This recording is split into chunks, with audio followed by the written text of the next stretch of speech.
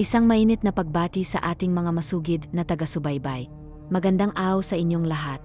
Una sa lahat, isang malaking pasasalamat sa inyong patuloy na pagsubaybay at pagsuporta sa ating mga kwento. Dahil sa inyo, patuloy tayong nakakalikha ng mga kapanapanabik, madamdamin, at misteryosong istoryang nagbibigay buhay sa ating imahinasyon. Sa bagong seryeng Ang Pagsubok ng Bagong Lakan, samahan natin si Rafael sa kanyang paglalakbay tungo sa pagtuklas ng kanyang kapalaran. Isang kwento ng hiwaga, takot, at pagpili sa pagitan ng sarili at tungkulin. Handa na ba kayo sa isang pagsubok na hindi lang laban sa mga anino, kundi laban din sa sariling dugo? Muli, maraming salamat sa inyong walang sawang pagsuporta. Abangan ang bawat kabanata at ihanda ang inyong sarili sa isang madilim at hindi malilimutang kwento. Magkita-kita tayo sa anino ng gabi. Matapos ang isang trahedyang lumipol sa kanyang pamilya sa Maynila, bumalik si Rafael de Castro sa kanilang bayan sa Capiz, isang tahimik ngunit misteryosong lugar na matagal nang tinalikuran ng kanyang pamilya. Ang kanyang layunin ay alamin ang dahilan ng kanilang kamatayan at tuklasin ang lihim na matagal nang bumabalot sa kanilang lahi. Sa kanyang pagsasaliksik, natuklasan niyang ang kanyang dugo ay may kaugnayan sa isang sinaunang kulto ng aswang, isang sekta na makapangyarihang nilalang na nagtatago sa anino ng gabi. Si Rafael pala ang hinirang na susunod na lakan, ang leader na magbubuklod sa lahat ng uri ng aswang sa kanilang lipi. Ngunit hindi lahat ay sang-ayon sa kanyang pamumuno. May mga matatandang kasapi ng kulto na hindi matanggap ang isang makabagong lakan na lumaki sa lungsod, walang alam sa sinaunang tradisyon, at higit sa lahat, ayaw tanggapin ang kapalarang ipinataw sa kanya. Bukod dito, may isang pangkat ng mga mamamalasik na aswang na nais sakupin ang buong bayan at sirain ang balanse sa pagitan ng mga tao at ng kanilang lahi. Sa gitna ng lahat ng ito, kailangang harapin ni Rafael ang kanyang totoong katauhan. Isang taong nalulungkot sa pagkawala ng kanyang pamilya, isang anak ng dugo ng mga nilalang ng gabi, at isang pinunong hindi sigurado kung kaya niyang yakapin ang kanyang kapalaran. Pipiliin ba niyang tanggapin ang trono at mamuno bilang bagong lakan? O tatanggihan niya ang kanyang kapalaran at labanan ang mismong dugong nananalaytay sa kanyang ugat? Sa isang mundo kung saan ang gabi ang tunay na kaharian ng mga nilalang, walang takas sa itinakdang kapalaran. Ang pagbabalik sa Capiz. Tahimik ang biyahe ni Rafael de Castro pauwi sa bayan ng Capiz. Sa loob ng bus, habang pinagmamasdan ang madilim na lansangan, hindi niya maiwasang balikan ang trahedyang nagbago sa kanyang buhay. Isang buwan pa lang ang nakalilipas nang matagpuan niyang patay ang kanyang mga magulang at nakababatang kapatid sa kanilang bahay sa Maynila. Walang bakas ng sapilitang pagpasok, walang senyales ng laban, tanging mga katawan nilang duguan na tila pinagnasahan ng kung anong halimaw. Ang sumpa ng ating dugo, hindi mo matatakasan. Iyon ang huling babala ng kanyang lola Felisa, ang tanging matandang miyembro ng kanilang pamilya na nanatili sa Capiz. Matagal nang sinasabi nito na may kadiliman sa kanilang lahi, isang lihim na hindi nila dapat buksan. Ngunit nang mawala ang kanyang pamilya, napagtanto niyang wala na siyang ibang pagpipilian. Dumating siya sa bayan ng San Bartolome sa kalagitnaan ng gabi. Ang mga poste ng ilaw ay madalang, at ang mga bahay ay lumang-luma, waring yakap ng panahon. Nang bumaba siya sa tapat ng lumang bahay ng kanyang lola, isang malamig na hangin ang dumampi sa kanyang balat. Handa ka na bang harapin ang totoo, apo? Nakatayo sa may pinto si Lola Felisa, ang matandang babae na pinaniniwalaang mangkukulam ng mga taga roon. Ang kanyang malalim na tingin ay tila tumatagos sa kaluluwa ni Rafael. Lola, hindi ko na alam kung ano ang paniniwalaan ko. Ngunit nandito ka. Isang tipid na ngiti ang gumuhit sa labi ng matanda. Dahil alam mong may sagot sa lahat ng ito. Hindi pa man siya nakakaapak sa loob ng bahay, ay naramdaman na ni Rafael ang bigat ng lugar. May kakaibang enerhiya rito, tila may mga matang nakatitik sa kanya mula sa dilim. Sa sulok ng bahay, may isang lumang baol na tila matagal nang hindi nabubuksan. Pinalapit siya ng kanyang lola at iniabot ang susi. Kung nais mong malaman ang totoo, buksan mo ito. Ngunit tandaan mo, Rafael, may mga lihim na minsan, mas mabuting hindi nalalaman. Nanginginig ang kanyang kamay habang isinusuot ang susi sa kandado. Kasabay ng pagbukas ng baol, isang malamig na hangin ang bumalot sa kanya. Sa loob, may isang lumang aklat na yari sa balat ng hayop at isang itinagong panitik na tila ginamit sa isang sinaunang ritual. Sa mismong sandaling iyon, isang malalim at nakakakilabot na ungol ang umalingaw-ngaw mula sa labas ng bahay.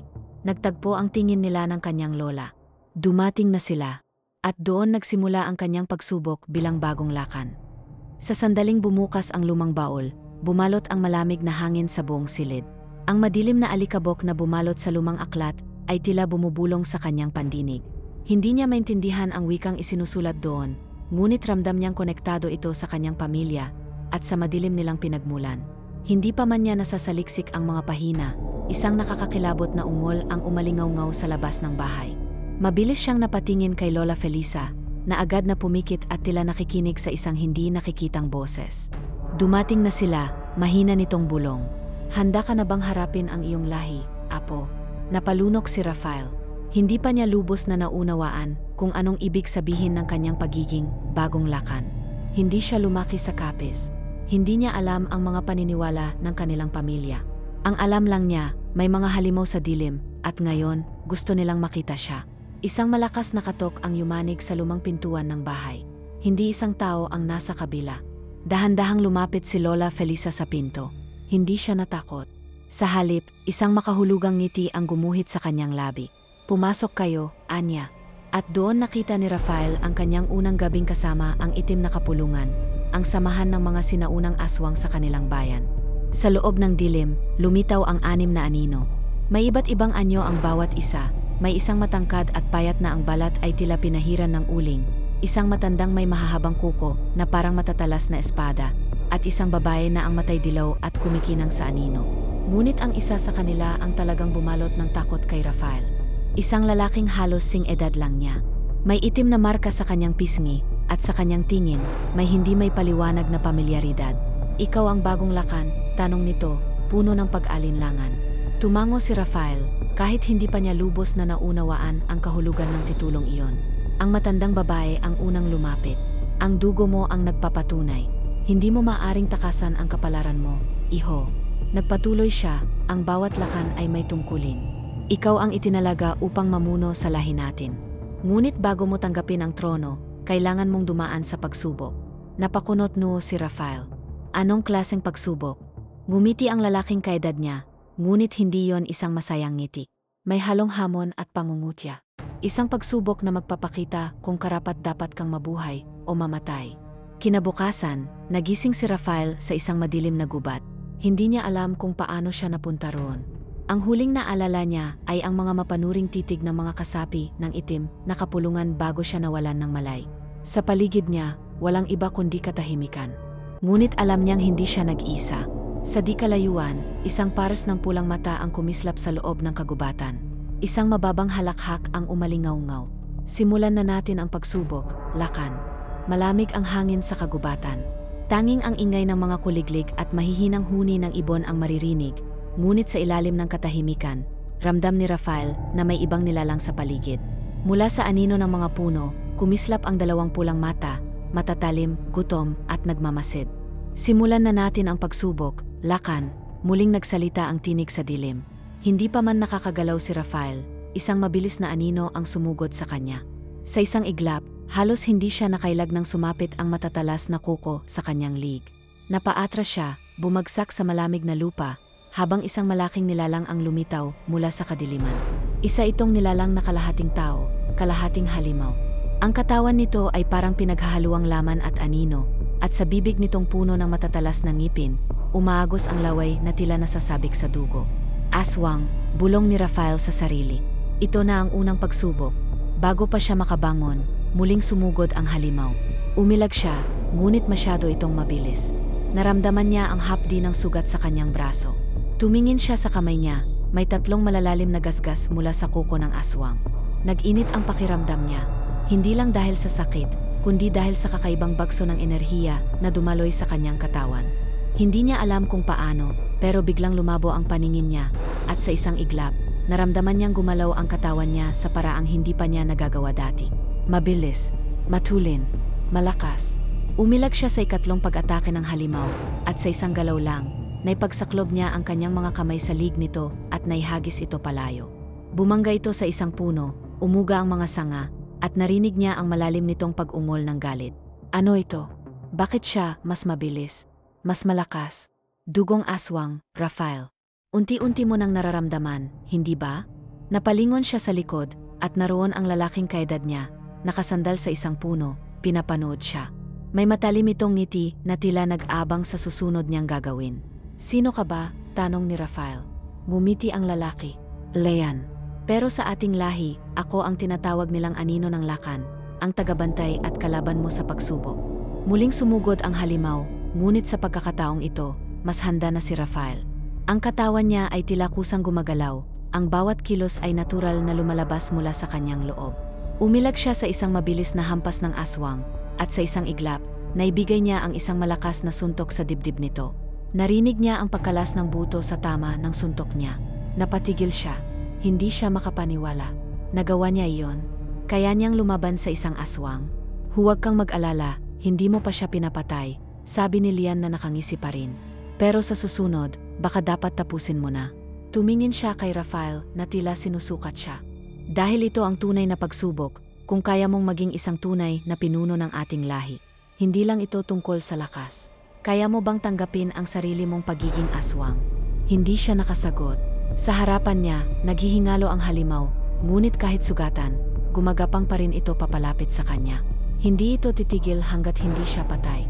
At doon niya naunawaan ang kabuuan ng pagsubok, hindi lang ito laban para sa kanyang buhay. Ito ay laban para sa kanyang pagkatao. Ano ang pipiliin niya? Tatapusin ba niya ang aswang? O magpapakita siya ng awa? Ito ang tunay na hakbang patungo sa pagiging bagong lakan. Tumigil si Rafael sa harapan ng gumagapang na aswang. Sa kabila ng sugat nito, hindi ito tumitigil sa pagsugod, tila ba ang layunin lang nito sa buhay ay ang wakasan ang kanya. Naramdaman niyang mahigpit ang pagkakahawak niya sa patalim na bigla na lang lumitaw sa kanyang kamay, isang bagay na hindi niya malalang pinulot o hawakan kanina. Ito ba ang likas na ugali ng isang aswang? Ang lumaban ng walang pag-alinlangan? Mula sa di kalayuan, nanatili si Lian, ang tinaguriang anino ng lakan, nakangiti pa rin habang pinapanood siya. Para bang isang guro na inaantay ang estudyanteng sumagot sa kanyang tanong. Tatapusin mo na ba? Humigpit lalo ang hawak ni Rafael sa patalim. Nararamdaman niya ang bilis ng tibok ng kanyang puso, hindi lang dahil sa laban kundi dahil sa isang bagay na hindi niya palubos na naunawaan. May isang bahagi ng kanyang isipan ang gustong tapusin ito, pero may isa pang bahagi ng kanyang pagkatao ang humihiling ng awa. Ano nga ba talaga siya? Isang tao o isang halimaw? Sa isang mabilis na galaw, itinaas ni Rafael ang patalim, pero imbes na itarak ito sa dibdib ng aswang, itinusok niya ito sa lupa. Hindi siya pumatay. Bagsak sa lupa ang sugatang aswang, humihingal ngunit buhay. Nanginig ito sa harapan ni Rafael. Ang pulang mata nito ngayoy puno ng takot at kawalan ng lakas. Napatahimik ang paligid. Maging si Lian ay hindi inaasahan ang desisyong ito. Ha, hindi mo siya tinapos, sabi ni Lian, tinatawanan ang sarili. Ang unang lakan sa loob ng maraming henerasyon na hindi nagpatay sa unang pagsubok. Napatingin si Rafael sa kanya. Ano ba talaga ang gusto mong mangyari? Ang patayin ko siya para patunayan na isa akong tunay na aswang. Naglakad palapit si Lian. May bahagyang iritasyon sa kanyang ekspresyon. Hindi mo pa rin naiintindihan, Rafael. Kung hindi mo siya papatayin ka niya. Ganoon ang batas ng ating lahi. Walang awa, walang kahinaan. Pero hindi natinag si Rafael. Hindi ako isang halimaw, Lian. At kung ikaw ay isang tunay na mandirigma, hindi lang lakas ang dapat mong ipakita. Nagtagpo ang tingin nila. Dalawang magkaibang paniniwala. Dalawang magkaibang uri ng pagiging aswang. Sa pagitan nila, biglang bumangon ang sugatang halimaw, at sa isang iglap, sumugod ito kay Rafael na parang isang hayop na walang sariling isip. Ngunit sa pagkakataong ito, alam na ni Rafael ang dapat gawin. Sa isang mabilis at makapangyarihang galaw, hinarang niya ito gamit ang kanyang bisig at sinuntok ito sa sentido, isang malakas na hampas na agad nagpatulog sa aswang. Hindi niya ito pinatay, pero pinatunayan niyang kaya niyang lumaban. Mula sa anino ng kagubatan, lumabas ang iba pang miyembro ng itim na kapulungan. Matatandang aswang na tahimik na nagmamasid mula pa sa simula. Nakatayo sila sa paligid, pinapanood si Rafael na matagumpay na tinapos ang pagsubok, ngunit sa paraang hindi nila inaasahan. Isang matandang babae ang lumapit, si Matrona Salom, isa sa pinakamatataas na pinuno ng kanilang lahi. May kulubot ang kanyang mukha, ngunit ang kanyang mga mata ay matalim pa rin. Ibang klase kang lakan, iho, Anya. Hindi mo siya pinatay, pero pinakita mong ikaw pa rin ang mas malakas. Napatingin si Rafael kay Lian, na nakapamulsa at nakakunot ang noo. Marami pang susunod na pagsubok, Rafael, at hindi lahat ay malulutas sa awa. Ngumiti si Matrona Salom. Ngunit sa ngayon, ipinakita mong may sarili kang paraan. At dahil diyan, tinatanggap ka ng itim na kapulungan bilang bagong lakan. Nagtaas ng mga kamay ang ibang matatanda bilang tanda ng kanilang pagsang-ayon. Ngunit hindi lahat ay masaya sa desisyong ito. Sa isang gilid, narinig niya ang pabulong na usapan ng ibang miyembro ng kulto. May mga hindi natutuwa sa kanyang desisyon, at may mga hindi makapapayag na isang makataong lakan ang mamuno sa kanilang lahi. Habang nakatayo sa harapan ng kanyang mga kinabibilangan, isang bagay ang malinaw kay Rafael. Hindi pa tapos ang pagsubok, at mas maraming kaaway ang nag-abang sa dilim. Tahimik na naglakad si Rafael palabas ng gubat kasama ang itim na kapulungan. Sa kabila ng malamig na hangin ng gabi, ramdam niya ang bigat ng mga matang nakatuon sa kanya. Mga tinging hindi lahat ay puno ng pagtanggap. Bagong lakan. Iyon na siya ngayon. Ngunit hindi ibig sabihin nito ay tapos na ang lahat. Sa paligid niya, maririnig niya ang mga bulungan. Masama itong pangitain. Ang isang lakan ay hindi dapat mahina. Kung hindi siya handang pumatay, paano natin siya ituturing na tunay na pinuno? Marami sa atin ang hindi sasang-ayon. Muli niyang naramdaman ang pagdududa sa kanyang dibdib. Ito ba talaga ang dapat niyang kapalaran? Sa di kalayuan, naroon si Lian, nakasandal sa isang puno, pinagmamasdan siya ng may matalim na tingin. Hindi ito lumapit, ngunit sa titik pa lang nito, alam niyang hindi pa tapos ang kanilang tunggalian. Pagdating nila sa lumang dambana sa gitna ng kagubatan, nagtipon ang buong itim na kapulungan. Sa gitna ng altar, isang itim na pluma ang inilagay sa harapan ni Rafael. Ang huling hakbang ng iyong pagtanggap bilang lakan, sabi ni Matrona Salom, ay ang pag-inom sa dugo ng ating lahi. Napatingin siya sa isang gintong florera na may lamang itim na likido, ang dugo ng kanilang sinaunang pinuno, isang simbolo ng pagtanggap sa kapalarang nakatakda sa kanya. Napalunok si Rafael. Hindi niya alam kung anong mangyayari matapos niyang inumin ito, pero alam niyang wala nang atrasan. Huminga siya ng malalim, kinuha ang florera, at dahan-dahang nilagok ang likido.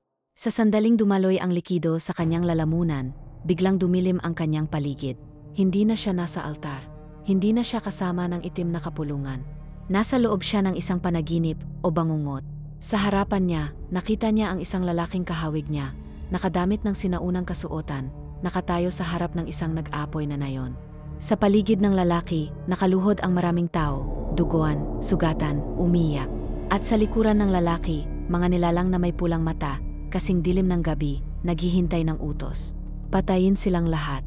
Dumagundong ang utos ng lalaki, at sa isang iglap, dumaloy ang dugo sa buong paligid. Napaatras si Rafael. Sino siya? Sino ang lalaking ito na tila isang makapangyarihang lakan ng nakaraan? Sa isang iglap, napatingin ang lalaki sa kanya. Direkta, matindi. At doon niya narinig ang isang tinig na parang nagmula mismo sa kanyang isip. Ikaw ang susunod sa aking yapak. Muling dumilat si Rafael. Balik siya sa altar. Nanginginig ang kanyang kamay, at naramdaman niyang bumilis ang tibok ng kanyang puso. Natapos mo na ang seremonya, anunsyo ni Matrona Salom. Ikaw na ngayon ang opisyal na lakan. Nagpalakpakan ang ilan. Ngunit sa likuran ng karamihan, may ilang aswang na nagmamasid, hindi pumalakpak, hindi natuwa. Alam ni Rafael, hindi lahat ay tanggap siya. Paglingon niya, naroon si Lian, nakatayo pa rin sa may gilid, tahimik pero may titig na tila nagsasabing, malayo ka pa sa pagiging tunay na pinuno. At sa kanyang dibdib, may isang hindi niya maintindihang takot. Sino ang lalaking nakita niya sa kanyang pangitain? At totoo bang ito rin ang kanyang magiging kapalaran? Hindi pa tapos ang kanyang pagsubok. Ngayon pa lang ito nagsisimula. Hindi na maalis sa isipan ni Rafael ang nakita niya sa pangitain, ang lalaking kahawig niya, ang naglalagablab na nayon, at ang dugong dumaloy sa lupa. Ano ang ibig sabihin nito? Sino ang lalaking iyon? Habang nakatayo siya sa harap ng buong itim na kapulungan, ramdam niya ang presensya ng mga hindi kontento sa kanyang pagiging bagong lakan. May ilan na nagbigay ng paggalang, ngunit hindi lahat ay taos-pusong tinanggap siya bilang pinuno. Lalong tumindi ang tensyon nang lumapit si Lian, ang tinaguriang anino ng lakan. May kakaibang ngiti ito, puno ng pahiwatig. Ngayon na opisyal ka ng lakan, handa ka na bang malaman ang tunay mong papel? Tanong niya. Hindi sumagot si Rafael. Sa halip, hinintay niya ang susunod na sasabihin ni Lian. Halika, ipapakita ko sa iyo ang hindi nila sinasabi. Dinala siya ni Lian sa isang lumang piitan sa ilalim ng isang abandonadong simbahan sa gilid ng kagubatan. Sa ilalim ng lupa, naroon ang isang itinatagong aklatan, puno ng sinaunang sulatin at mga pergamino na naglalaman ng kasaysayan ng kanilang lahi. Dito nakasulat ang totoong kasaysayan ng ating lahi, Rafael. At ang totoo, ang dugo mong nananalaytay sa iyo ay hindi ordinaryo. Habang tinitingnan niya ang mga lumang sulatin, isang aklat ang pumukaw sa kanyang pansin. Ang kamatayan ng huling lakan. Binuksan niya ito. Nang basahin niya ang unang pahina, tumindig ang kanyang balahibo. Ang huling lakan, si Lakan Sulaiman, ang pinakadakilang pinuno ng lahi ng aswang. Ngunit sa kanyang pagnanais na palakasin ang kanilang kapangyarihan, isinakripisyo niya ang kanyang sariling bayan. Sa isang gabi ng matinding uhaw sa dugo, isinuko niya ang kanyang kaluluwa upang maging isang halimaw na walang habag, isang nilalang na higit pa sa aswang. Napasinghap si Rafael. Ang lalaking nakita niya sa kanyang pangitain, ito si Lakan Sulaiman. At kung tama ang sinasabi ng mga sulatin, may posibilidad na magkatulad sila ng kapalaran. Alam mo na ngayon ang dahilan kung bakit maraming tumututol sa'yo, hindi ba? Bulong ni Lian habang nakamasid kay Rafael. Dahil ang dugo mo ay dugong nanggaling sa isang traidor, sa isang halimaw. Nanatiling tahimik si Rafael. Ngunit sa loob niya, ramdam niya ang panibagong bigat sa kanyang puso. Totoo ba ito? Siya ba ang susunod sa yapak ni Lakan Sulaiman? O kaya niyang sirain ang sumpa ng kanyang dugo? Sa di kalayuan, naramdaman niya ang malamig na simoy ng hangin. May dumating. Bago pa man sila makapaghanda, isang anino ang lumitaw sa kadiliman. Isang matandang lalaki, may mahabang buhok at itim na balabal. Ang kanyang pulang mata ay nagningning sa dilim. Matagal na kitang inaabangan, Rafael. Lumapit ang matandang lalaki at sa isang iglap, naramdaman ni Rafael ang kakaibang enerhiya nito. Mas malakas kaysa sa kahit sinong aswang na nakita niya. Sino ka? Tanong niya. Ngumiti ang matanda, ngunit ang ngiting iyon ay puno ng pangamba. Ako ang tunay na tagapagmana ng trono, at hindi ko hahayaang ang isang mahina ang umupo rito. Sa isang iglap, sumalakay ang matanda, at nagdilim ang paligid. Sa isang iglap, bumalot ang kadiliman sa paligid ni Rafael at Lian. Tanging ang pulang mata ng matandang lalaki ang lumiliwanag sa karimlan, tila isang nag-alab na apoy sa loob ng kadiliman. Ako ang tunay na tagapagmana ng trono, at hindi ko hahayaang isang mahina ang umupo rito. Bago pa man makapagsalita si Rafael, isang matinding puwersa ang sumabog mula sa matanda. Parang bumangga sa kanya ang isang napakalakas na alon ng hangin, dahilan upang mapaatras siya at halos matumba. Ngunit mabilis siyang nakabawi. Hindi niya alam kung paano, pero naramdaman niyang gumising muli ang kakaibang enerhiya sa kanyang katawan. Ang parehong pakiramdam noong nakipaglaban siya sa unang pagsubok. Ang dugo niyang nagngangalit. Huwag kang magpapadala sa takot, Rafael. Malamig ang tinig ni Lian, pero sa mata nito, may bahagyang saya. Ito ang laban na magpapakita kung karapat-dapat ka talagang maging lakan. Sa isang mabilis na galaw, sumugod ang matanda. Hindi ito ordinaryong aswang. Ang bawat kilos nito ay hindi mahahabol ng mata ng isang normal na tao. Sa isang iglap, nasa harapan na ito ni Rafael, at bago pa siya makaiwas. Pak!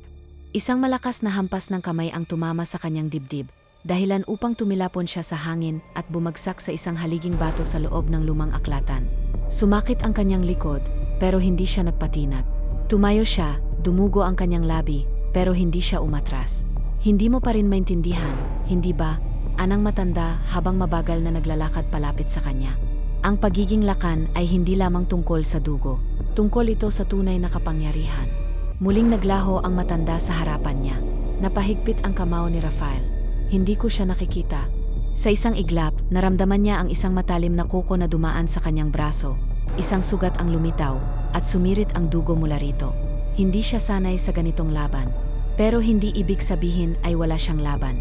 Huminga siya ng malalim, pilit na pinakikiramdaman ang kanyang paligid. Isinara niya ang kanyang mga mata, at doon niya naramdaman ang presensya ng matanda. Tama si Lian, ang pagiging lakan ay hindi lang tungkol sa dugo. Tungkol ito sa pag-unawa sa sarili niyang kapangyarihan. Sa isang iglap, nawala ang takot sa kanyang katawan. Nang muli niyang idilat ang kanyang mga mata, may kakaibang ningning ang kanyang paningin. Mas malinaw, mas matalas, mas malakas. Dumating muli ang matanda, mabilis na susugod upang tapusin siya, pero sa pagkakataong ito, si Rafael ang mas mabilis.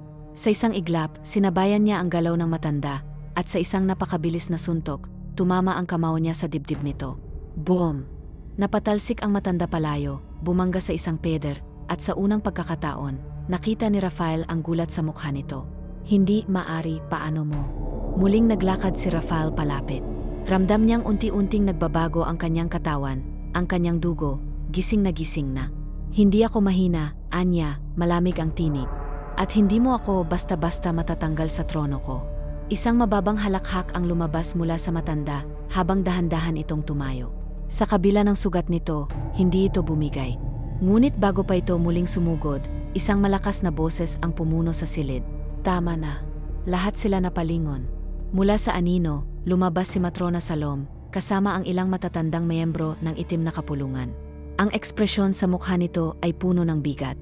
Matagal na kitang pinagmamasdan, Marcelo, wika niya, nakatingin sa matanda. At matagal mo nang binabalak agawin ang trono. Naningkit ang mga mata ni Rafael. Marcelo, ngumiti ang matanda, hindi na nagkukubli ng kanyang tunay na intensyon. Matrona, Anya, puno ng pang-uyam, wala na kayong lakas upang pigilan ang dapat mangyari. Ako ang nararapat na maging lakan, hindi ang batang ito na takot sa sariling kapangyarihan. Tumawa si Lian mula sa isang tabi. Mukhang nayinis ka na, Marcelo. Hindi mo inasahan na kaya kanyang tapatan. Ano? Ngumiti si Rafael. Hindi pa siya ganap na handa, pero alam niyang hindi siya susuko. Kung gusto mong kunin ang trono ko, malamig na sabi niya, kailangan mo akong patayin. Napuno ng tensyon ang paligid. Alam ni Rafael na hindi pa tapos si Marcelo. At kung tama ang hinala niya, hindi siya nag-iisa. Marami sa loob ng itim na kapulungan ang hindi sang-ayon sa kanya. At ngayon, nagsisimula ng pumutok ang tunay na labanan para sa kapangyarihan. Sa isang iglap, naglaho si Marcelo sa anino. Pero bago ito tuluyang mawala, narinig ni Rafael ang kanyang huling babala. Maghanda ka, bagong lakan. Hindi ko ipapaubaya sa iyo ang trono ng ating lahi. At sa unang pagkakataon, nalaman ni Rafael ang kanyang susunod na hakbang. Hindi lang ito pagsubok, isang digmaan ang paparating. Matapos maglaho si Marcelo sa anino, nanatiling tahimik ang paligid ng lumang aklatan. Ngunit sa kabila ng katahimikan, ramdam ni Rafael ang tensyon na bumabalot sa buong itim na kapulungan. Isang digmaan ang paparating. Napatingin siya kay Matrona Salom, na ngayon ay nakatitig sa kanya ng may seryosong ekspresyon. Ang mga kaguluhan sa ating lahi ay matagal nang pinipigilan, Anya. Ngunit ngayong may bagong lakan, lalong hihina ang pagkakaisa natin. Anong ibig mong sabihin? Tanong ni Rafael. Humakbang palapit si Matrona Salom at huminga ng malalim. Maraming naniniwala na ang pagiging lakan ay hindi isang bagay na ipinapamana, kundi isang bagay na kailangang mapatunayan. At ngayon, maraming kasapi ng ating kulto ang hindi naniniwala sa'yo. Lumunok si Rafael. Alam niyang hindi lahat ng miyembro ng itim na kapulungan ay sumasang-ayon sa kanyang pamumuno, pero ngayon, tila mas malala ang sitwasyon kaysa sa inaakala niya. Marcelo ay may mga tauhan. Hindi lang siya ang kalaban mo. Biglang nagsalita si Lian, nakasandal sa isang haligi, nagmamasid pa rin.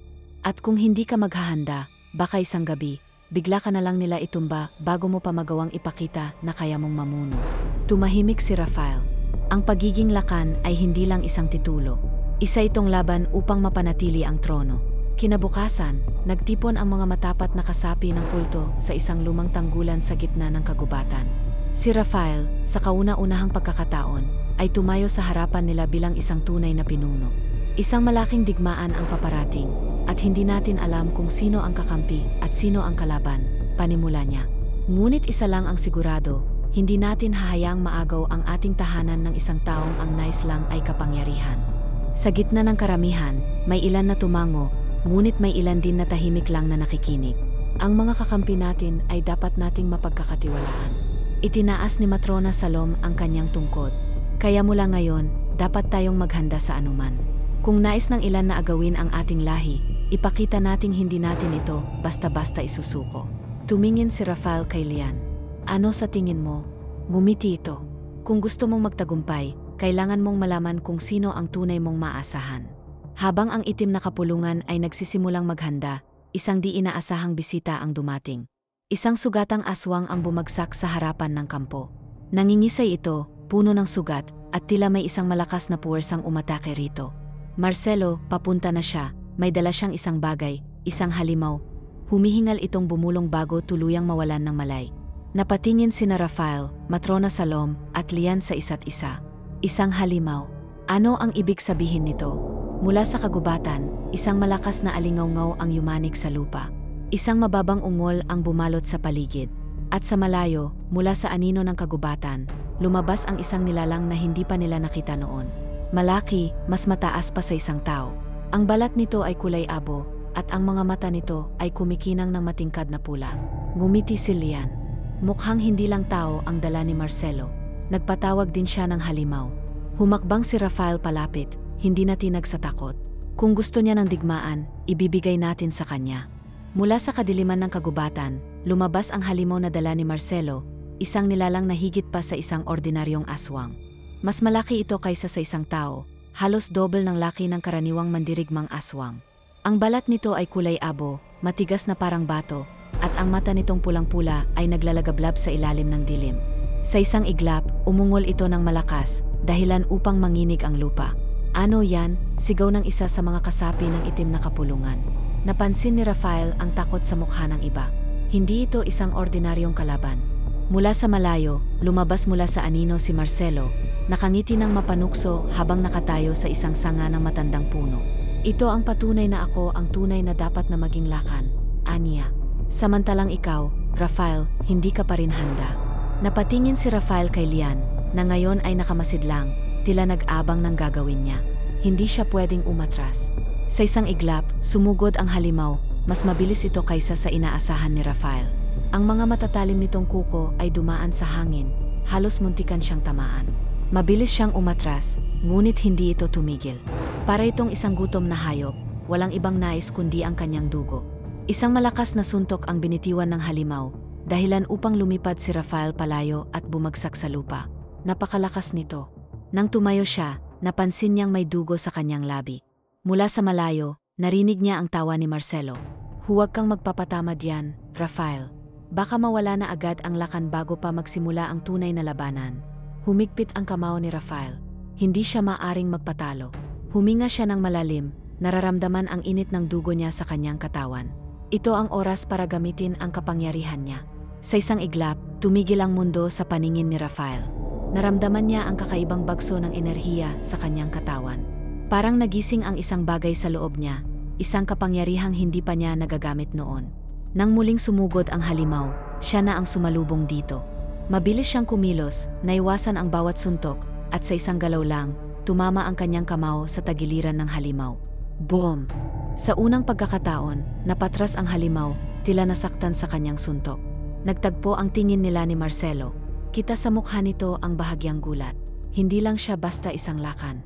May kakaiba siyang lakas. Nang bumangon muli ang halimaw, mas naging mabangis ito. Ngunit ngayon, handa na si Rafael. Sa isang iglap, tumalon siya sa ere, umiwas sa isang suntok, at bumagsak sa likod ng halimaw. Dumaan ang kanyang kamay sa likod ng halimaw, at doon niya naramdaman ang hindi natural na enerhiya rito. Isang bagay ang hindi tama. Hindi ito isang purong aswang. Marcelo, anong ginawa mo sa halimaw na ito? Sigaw ni Rafael. Ngumiti si Marcelo. Napansin mo rin pala. Hindi lang ito isang aswang, ito ang bunga ng itim na ritual. Isang halimaw na hindi natutulog, hindi nasasaktan, at hindi sumusuko. Napatingin si Rafael sa sugat ng halimaw, gumagaling ito agad. Kung hindi niya ito matatalo ng normal, kailangan niyang gumamit ng ibang paraan. Sa isang iglap, naramdaman ni Rafael ang bagso ng enerhiya sa kanyang katawan. Naalala niya ang sinabi ni Matrona Salom noon. Ang tunay na lakan ay may dalisay na dugo, isang dugong hindi lamang nagdadala ng sumpa, kundi ng kapangyarihang bumuwag sa kasamaan. At ngayon niya lang ito naunawaan. Ginamit niya ang sariling kuko upang sugatan ang kanyang palad. Lumabas ang pulang dugo, ngunit kumikinang ito sa ilalim ng buwan. Nang muling sumugod ang halimaw, isinuntok ni Rafael ang kanyang duguang kamao sa dibdib nito. Boom! Sa isang iglap, napaatras ang halimaw, nanginginig, tila isang apoy na unti-unting nawawalan ng lakas. Nang bumagsak ito sa lupa, isang itim na usok ang lumabas mula sa katawan nito. Sa loob ng usok na iyon, nakita ni Rafael ang isang aninong umiyak, isang kaluluwa ng isang taong isinakripisyo upang mabuhay ang halimaw. Napatingin siya kay Marcelo, galit ang bumalot sa kanyang katawan. Ginamit mo ang isang inosenteng kaluluwa para lang palakasin ang sarili mong hukbo. Ngumiti si Marcelo, walang kahit anong pagsisisi sa kanyang mukha. Ganito talaga ang batas ng ating lahi, Rafael. Kung gusto mong mamuno, kailangan mong magsakripisyo. Ngunit sa puntong ito, alam na ni Rafael kung anong klaseng lakan siya. Hindi ko kailanman pipiling maging isang pinunong tulad mo. Habang nanginginig pa ang katawan ng halimaw, naglakad si Marcelo papalayo, hindi mukhang talunan.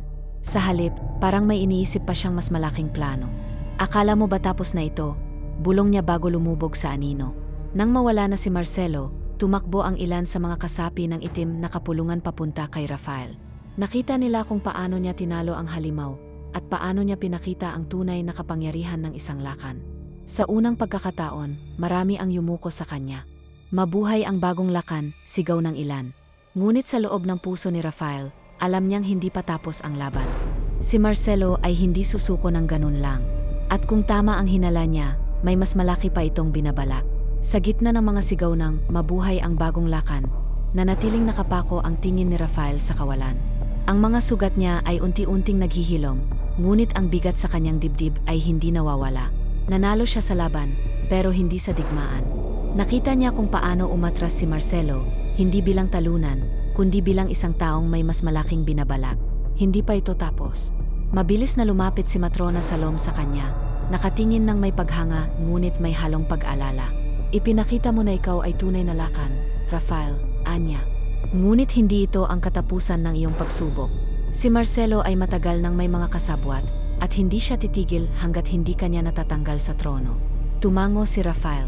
Alam ko, at kailangan kong malaman kung sino ang tunay kong kakampi. Kinagabihan, nagtipon ang kanyang matapat na mga kasamahan sa lumang bulwagan ng mga matatanda.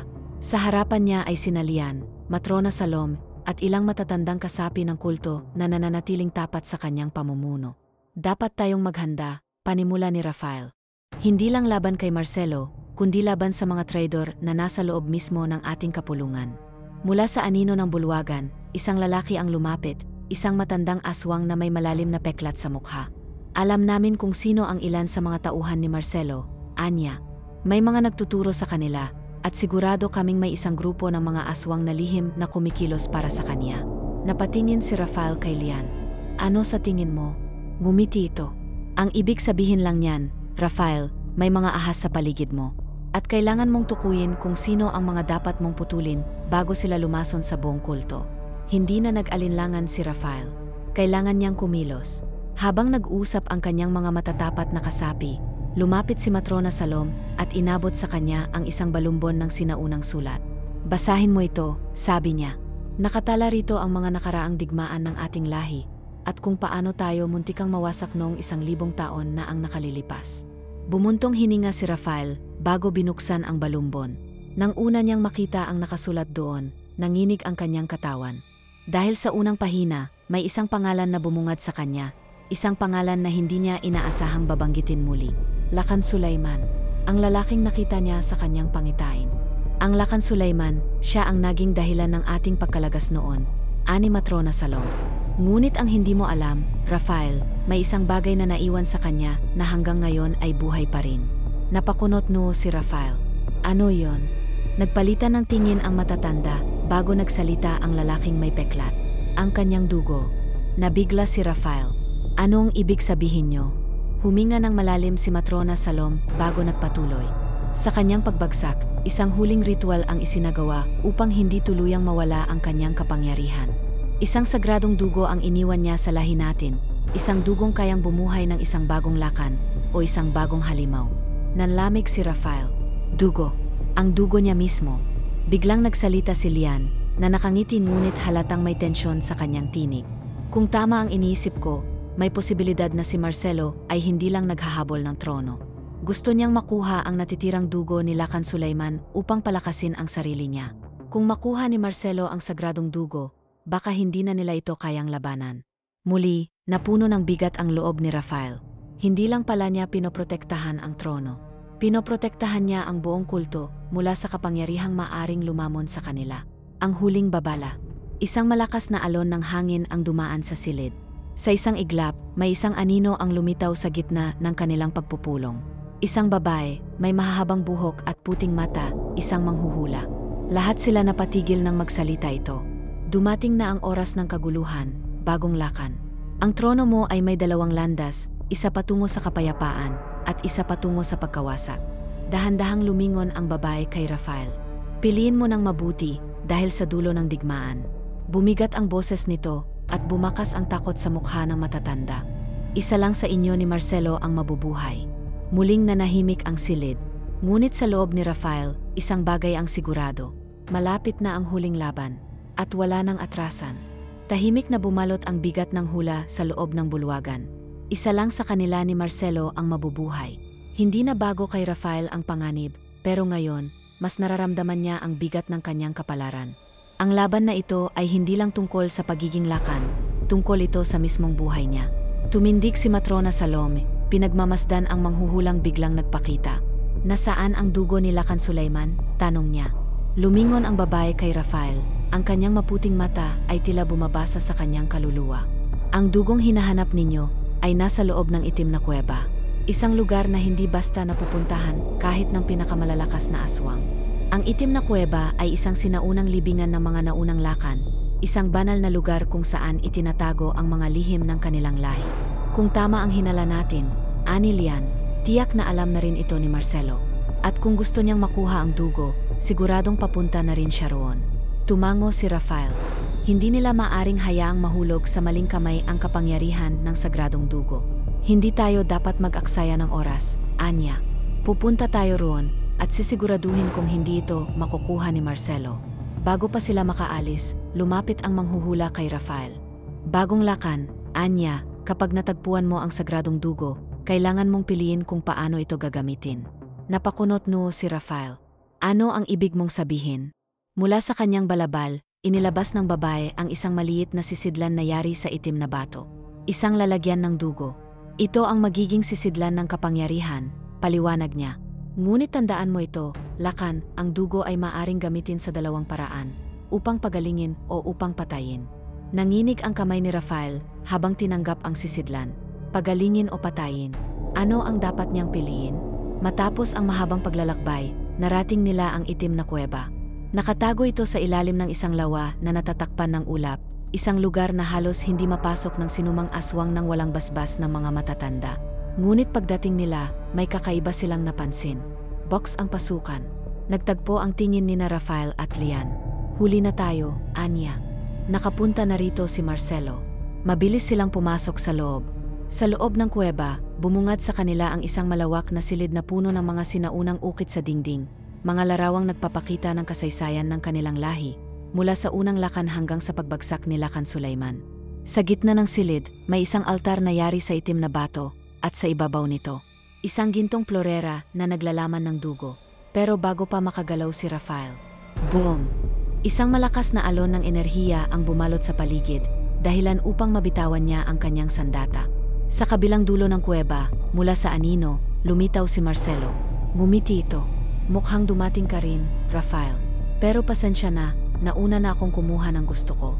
Ibinukas nito ang kanyang palad, at doon nakita ni Rafael ang isang maliit na sisidlan na may bahid ng kumikinang na dugo.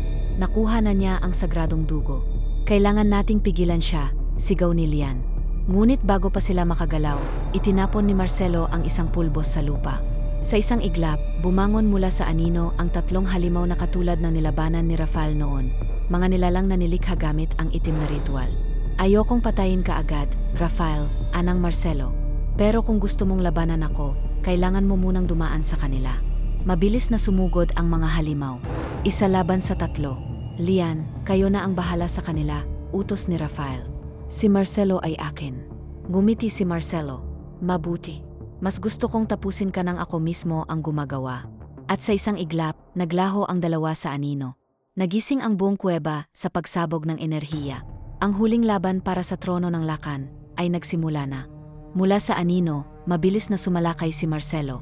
Sa isang iglap, tumama ang kanyang kamao sa tapat ng dibdib ni Rafael, isang hampas na halos bumali sa kanyang mga buto.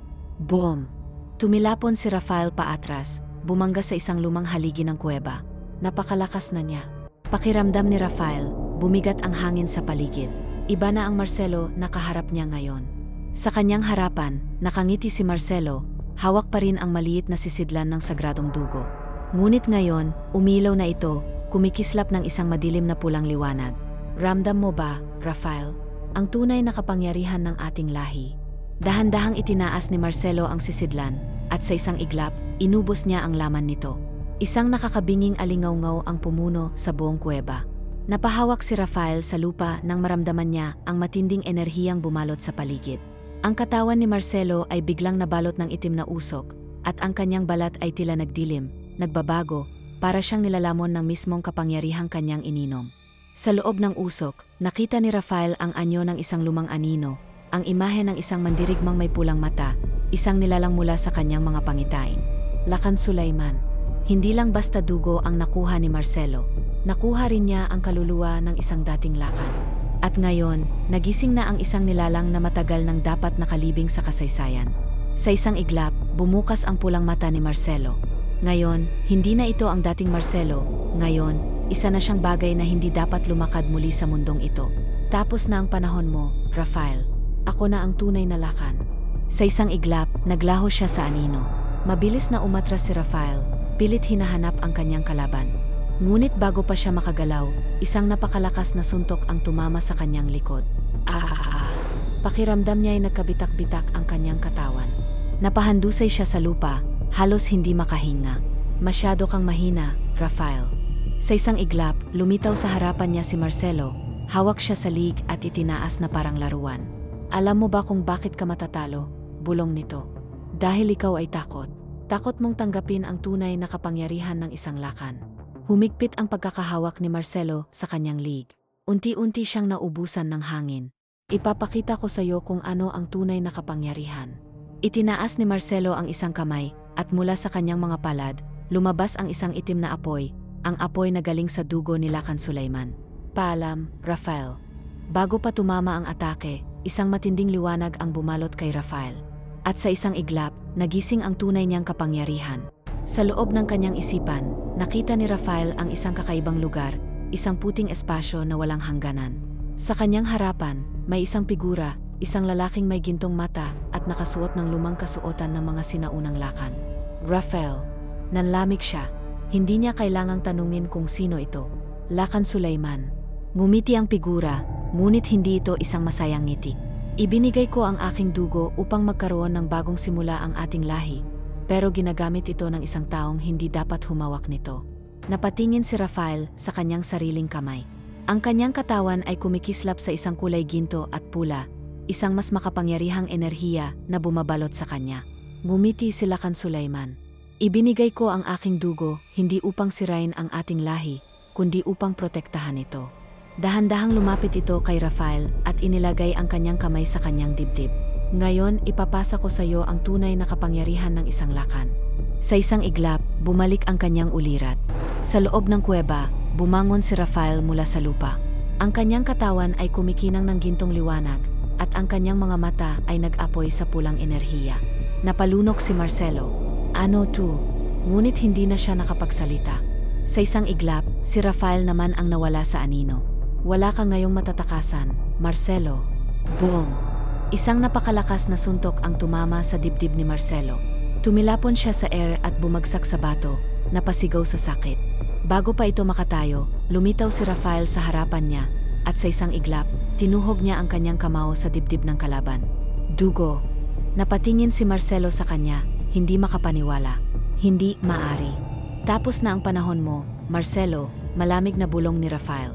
Hindi kita hahayaang sirain ang ating lahi. Nagsimulang magkalamat ang katawan ni Marcelo. Mula sa loob, lumabas ang itim na enerhiya ng dugo ni Lakan Sulaiman.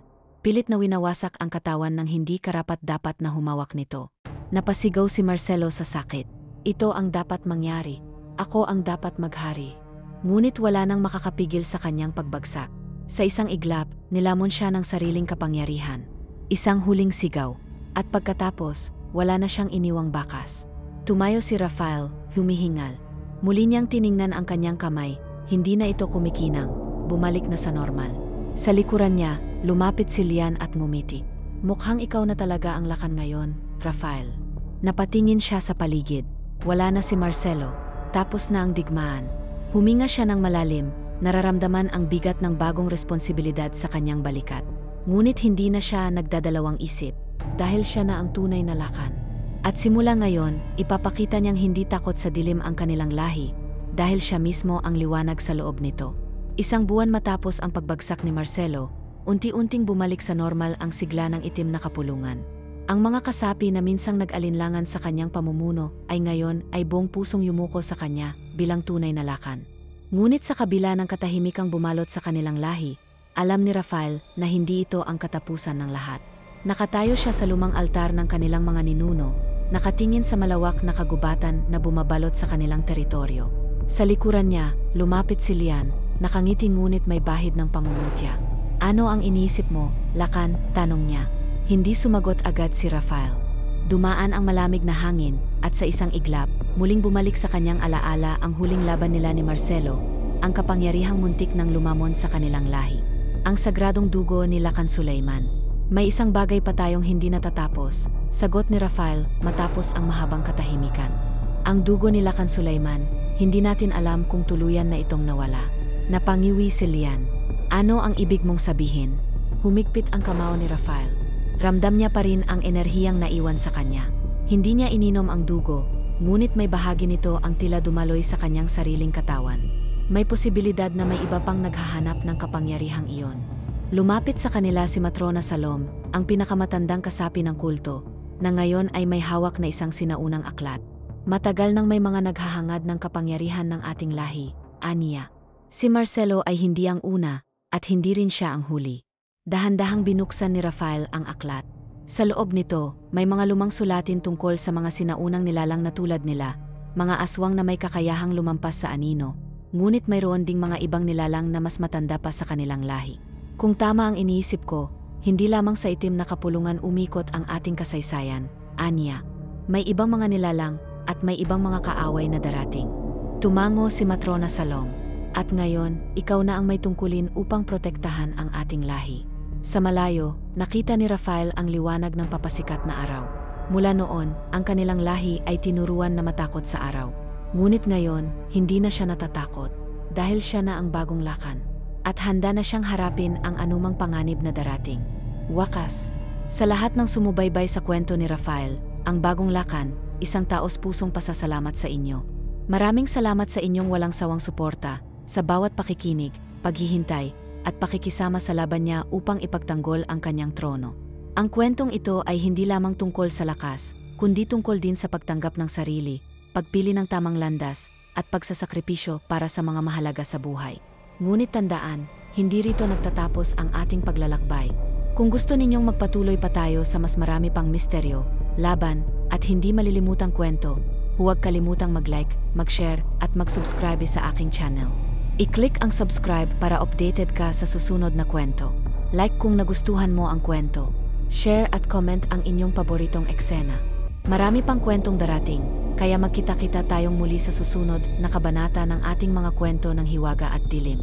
Maraming salamat sa suporta. Hanggang sa muli.